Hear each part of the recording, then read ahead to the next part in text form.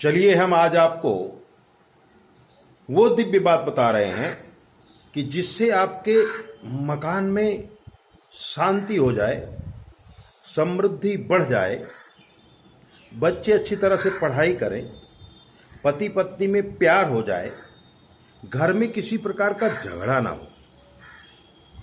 ऋषि मुनियों ने बताया है कि अगर घर में अशांति है तो हमें वास्तु शांति करना चाहिए। जब हम नया मकान बनाते हैं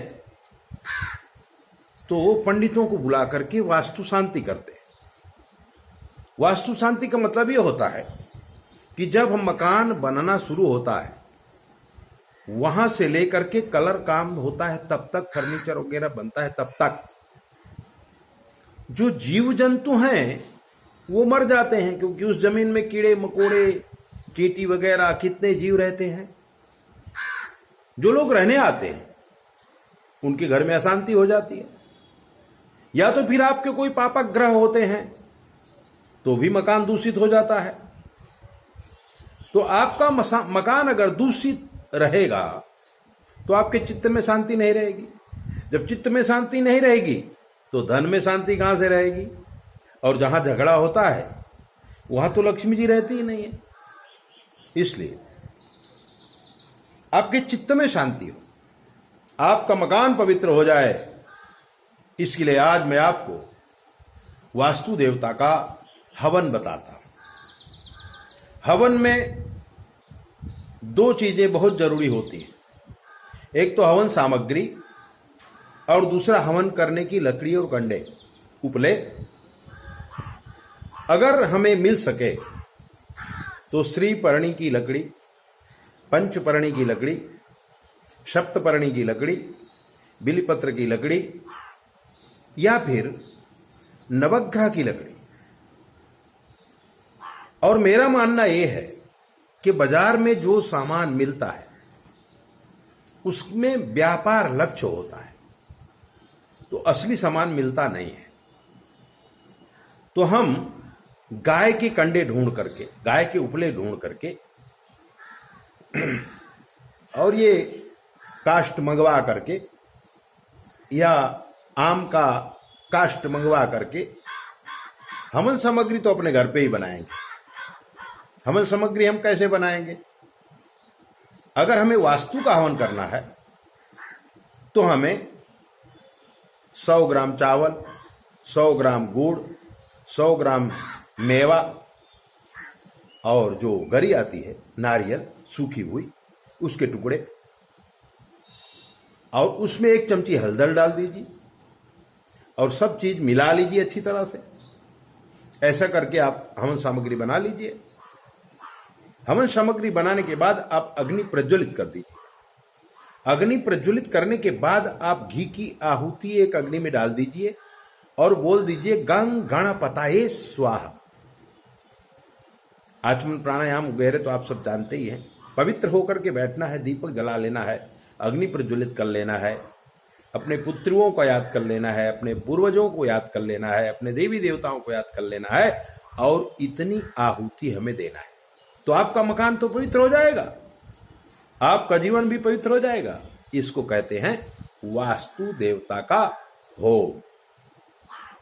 अब हम हवन शुरू करेंगे। ओम शिखिन्यै नमः स्वाहा, ओम परजन्याय स्वाहा, ओम जयंताय स्वाहा, ओम इंद्राय स्वाहा, ओम सूर्याय स्वाहा, ओम सत्याय स्वाहा, ओम भ्रसाय स्वाहा, ओम अंतरिक्षाय स्वाहा, ओम वायवे स्वाहा, ओम पूषणे स्वाहा, ओम विदथाय स्वाहा, ओम ग्रहक्षताय स्वाहा, ओम यमाय स्वाहा, ओम गंधर्वाय स्वाहा, ओम भृंगराजाय स्वाहा, ओम मृगाय स्वाहा, ओम पितृभ्यो स्वाहा, ओम दौवारिकाय स्वाहा, ओम सुग्रीवाय स्वाहा, ओम पुष्पदंताय स्वाहा, ओम वरुणाय स्वाहा, ओम असुराय स्वाहा, ओम शेषाय स्वाहा, ओम पापाय स्वाहा, ओम रोगाय स्वाहा, ओम नागाय स्वाहा, ओम मुख्याय स्वाहा, ओम भल्लाटाय स्वाहा, ओम सोमाय स्वाहा, ओम उरगाय स्वाहा, ओम अदितये स्वाहा,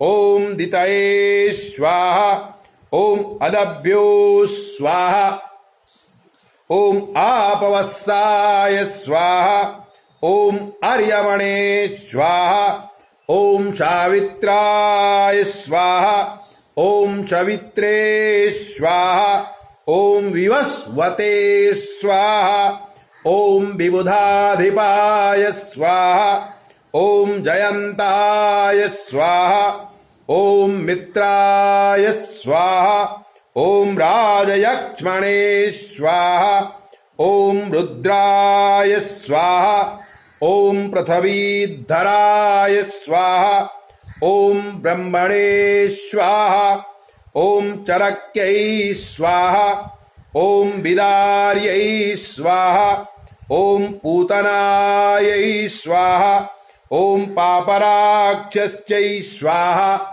ओम स्कंदाय स्वाहा, ओम अर्यमणे स्वाहा, ओम जिम्भकाय स्वाहा, ओम पिलिपिक्षाय स्वाहा, ओम इंद्राय स्वाहा, ओम अग्नये स्वाहा, ओम यमाय स्वाहा, ओम निरतये स्वाहा, ओम वरुणाय स्वाहा, ओम वायवे स्वाहा, ओम कुबेराय स्वाहा, ओम ईशानाय स्वाहा, ओम ब्रह्मणे स्वाहा, ओम अनंताय स्वाहा, ओम उग्रसेनाय स्वाहा, ओम निरुतये स्वाहा, ओम वरुणाय स्वाहा, ओम वायवे स्वाहा, ओम कुबेराय स्वाहा, ओम ईशानाय स्वाहा,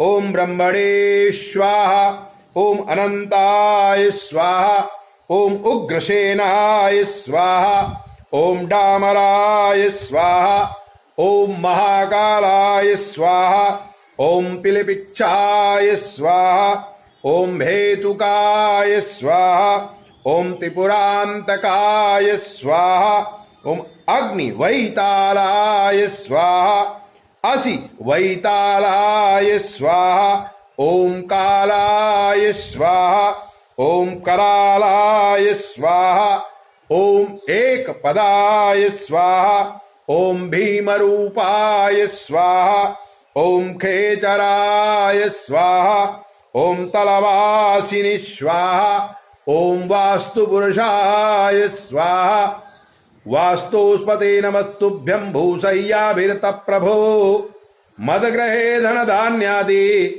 समृद्धिं कुरु सर्वदा। वास्तुपुरुषाय स्वाहा।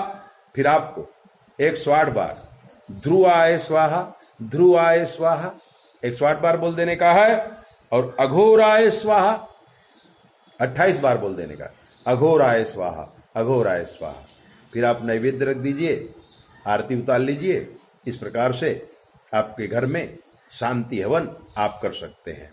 जब हम शांति हवन करते हैं तो ये कोरोना काल की वजह से ये सारे हम यज्ञ आपको बता रहे हैं।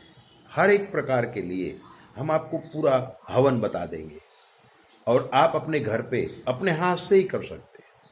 पंडित जी की उसमें आवश्यकता नहीं रहती है। लेकिन जब आप कोई भी धर्म कार्य करते हैं तो धर्म कार्य करने से हमें कुछ धर्म द्रव्य भी निकालना चाहिए, ताकि हमें हमारे यज्ञ का संपूर्ण फल मिल सके। तो 10 दिक्पाल देवता है, उनका 11-11 रुपये निकालिए। आओ, बाकी भगवान के नाम से निकाल दीजिए। तो 111 रुपया आपको धर्मादा निकालने का है, और उसको एक जगह पर संग्रहित करते जाएंगे। अगर घर में शांति करना चाहते हैं तो महीने में एक बार करिए, 12 हवन करिए, और जब 12 हवन हो जाए तब हमसे आप संपर्क करिए। तो और क्या करना है और कैसे कैसे क्या करना है, वो जो द्रव्य आप निकालते हैं धर्मादा, उसका क्या करना है, वो भी हम आपको बहुत ही व्यवस्थित समझा देंगे। ऐसे ही दिव्य बातें जानने के लिए आप हमारे चैनल को सब्सक्राइबर को लाइक करो, थोड़ा घंटी भी बजाओ, और अगर आप चाहते हो, आपके जीवन में कोई प्रश्न है तो हमसे पूछ लीजिए। शास्त्र के मत के अनुसार हम आपको जवाब देंगे, वो भी बिल्कुल फ्री। 9825200108 पर संपर्क करके आप कुछ भी पूछ सकते हैं। जय भोले, अपना ध्यान रखो।